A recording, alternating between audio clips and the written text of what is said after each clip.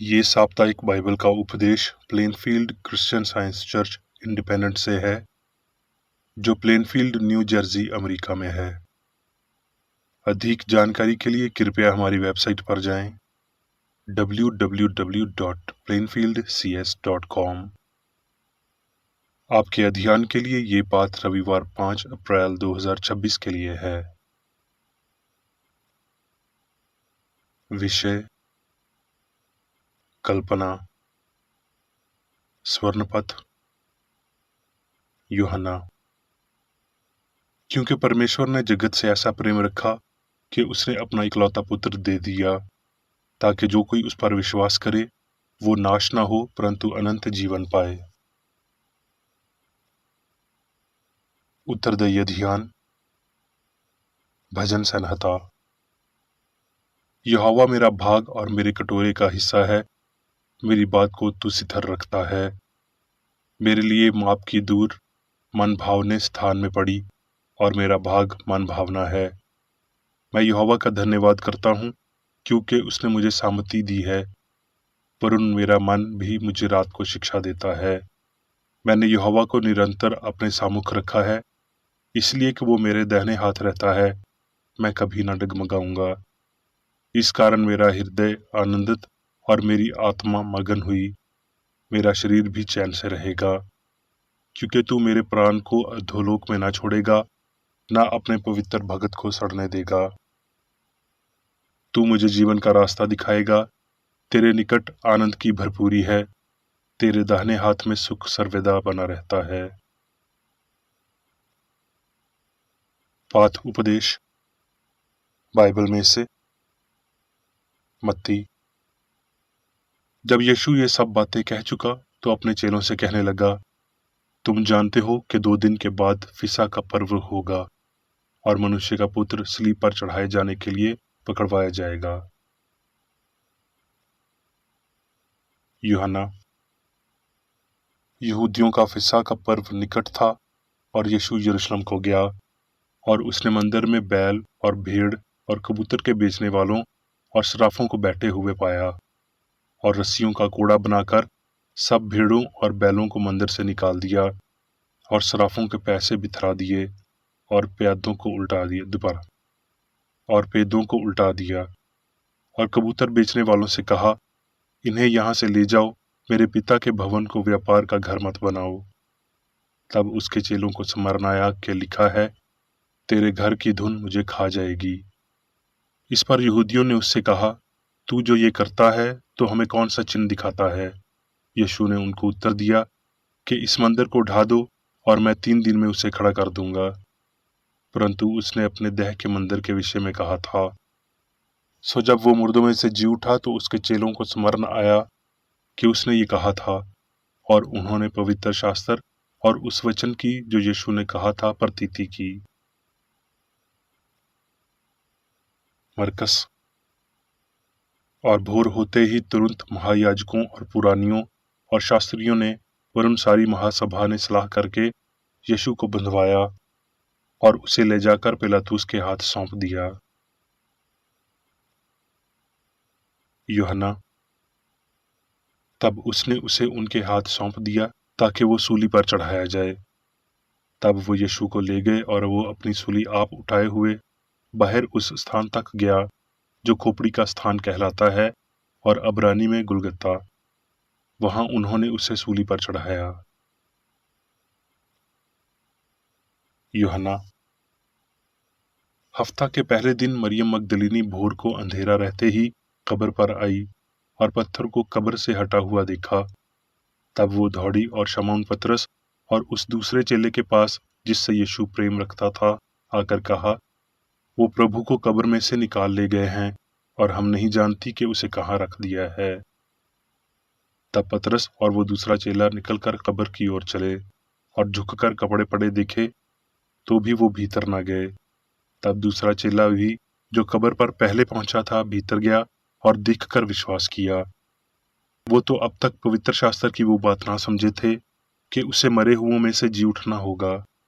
परंतु मरियम रोती हुई कब्र के पास बाहर खड़ी रही और रोते रोते कब्र की ओर झुककर दो दूतों को अजवल कपड़े पहने हुए, एक को सरहाने और दूसरे को पैंताने बैठे देखा, जहां यीशु की लोथ पड़ी थी। उन्होंने उससे कहा, हे नारी, तू क्यों रोती है? उसने उनसे कहा, वो मेरे प्रभु को उठा ले गए और मैं नहीं जानती कि उसे कहाँ रखा है। ये कहकर वो पीछे फिरी और यीशु को खड़े देखा और ना पहचाना कि ये यीशु है।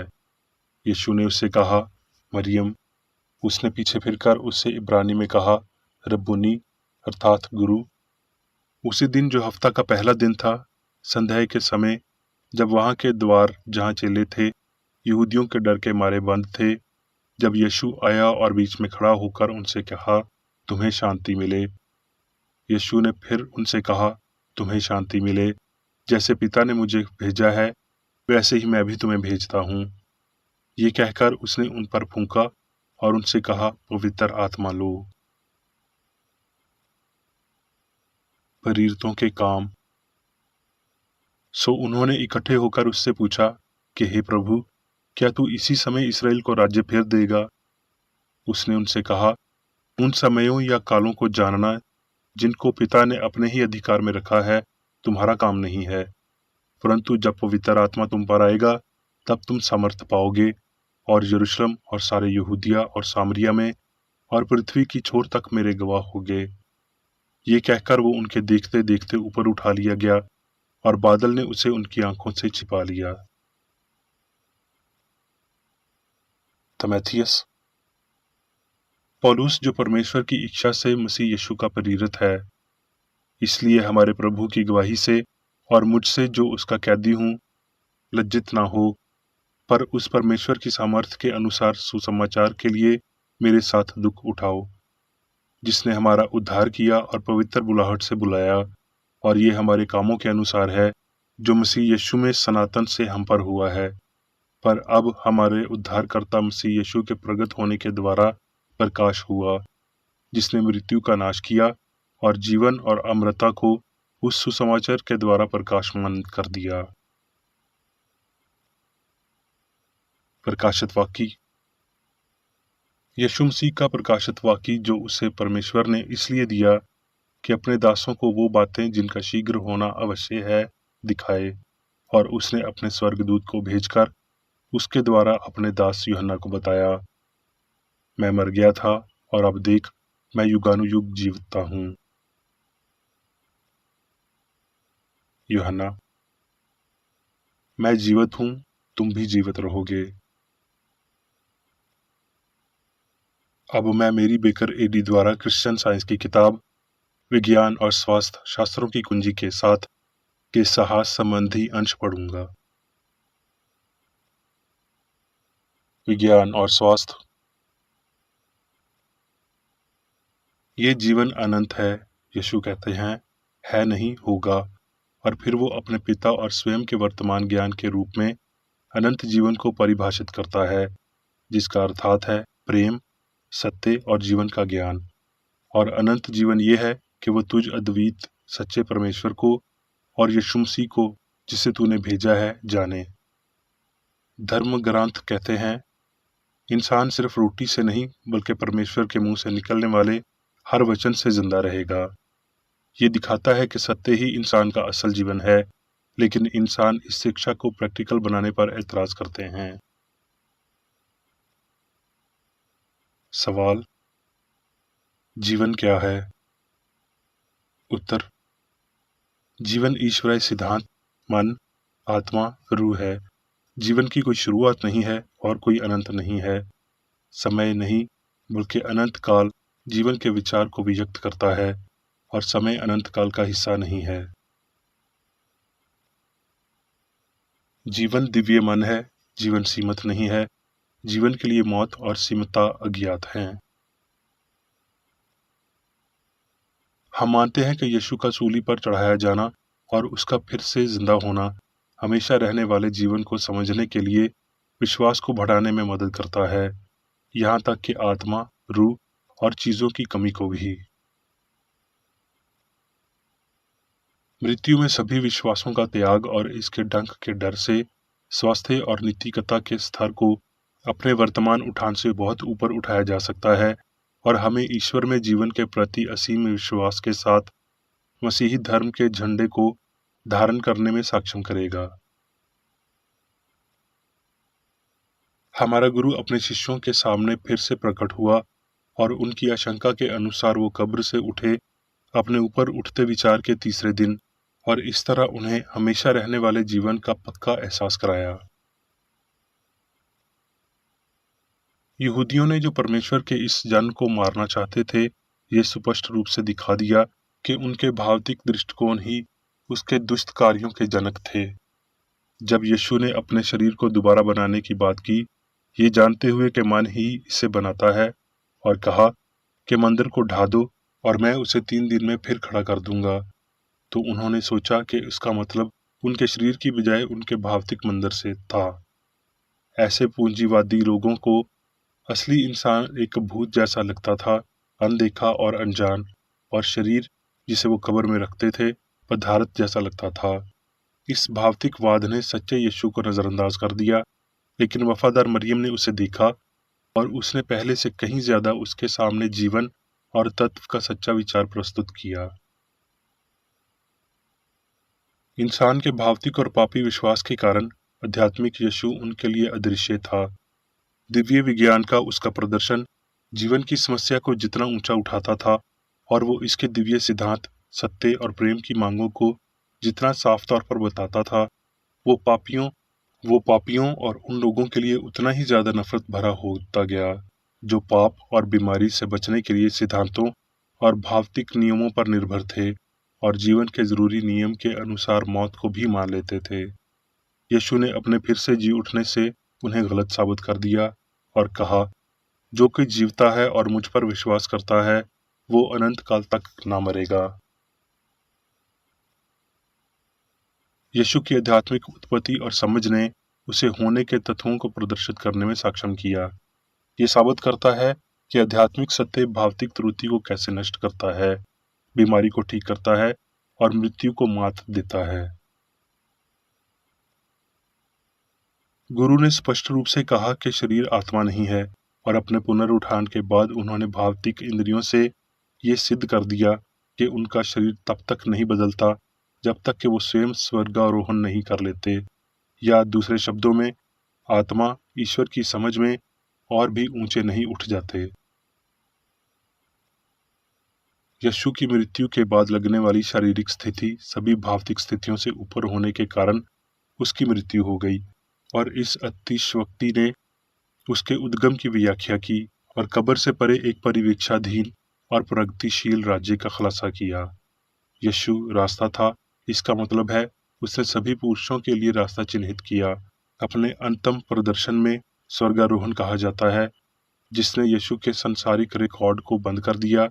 वो अपने शिष्यों के भौतिक ज्ञान से ऊपर उठ गया और भौतिक इंद्रियों ने उसे नहीं देखा। इसके बाद उनके छात्रों को पवित्र आत्मा प्राप्त हुआ। इसका मतलब है कि उन्होंने जो कुछ भी देखा और सहा, उससे वो ईश्वरीय विज्ञान की बेहतर समझ के लिए जागे, यहाँ तक कि यीशु की शिक्षाओं और प्रदर्शनों की आध्यात्मिक व्याख्या और समझ के लिए भी, जिससे उन्हें ईश्वर के जीवन का एक हल्का सा अंदाजा हुआ। अनुभवी सभी शिष्यों के माध्यम से अधिक आध्यात्मिक हो गई और इससे बेहतर समझी जो मालिक ने सिखाया था। उसका जी उठना उनका भी जी उठना था। इससे उसे खुद को और दूसरों को आध्यात्मिक निराशा से दूर रखने और ईश्वर में असीम संभावनाओं की धारणा में अंधे ना होने में मदद मिली। उन्हें इसकी जल्द आवश्यकता थी। जल्द ही उनका मालिक वास्तविकता के आध्यात्मिक क्षेत्र में फिर से उठेगा और उनकी आशंका से भी बहुत ऊपर जाएगा। अपने विश्वासियों के लिए पुरस्कार के रूप में वो उस परिवर्तन में भौतिक अर्थों के लिए गायब हो जाएगा जिसे तब उद्गम कहा जाता था।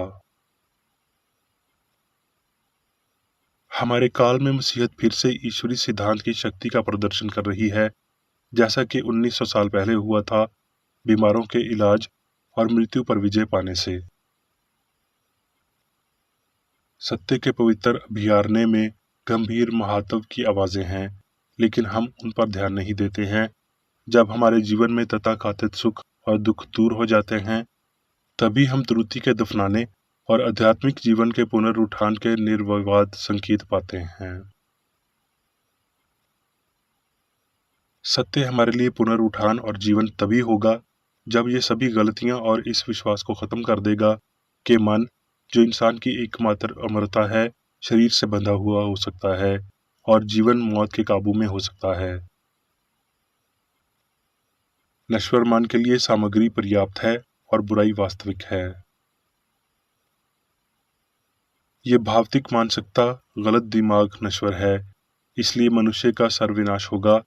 क्या ये आध्यात्मिक वास्तविक मनुष्य के अपने ईश्वर के साथ अवेकी संबंध के लिए नहीं था, जिसे यीशु प्रकाश में लाया था?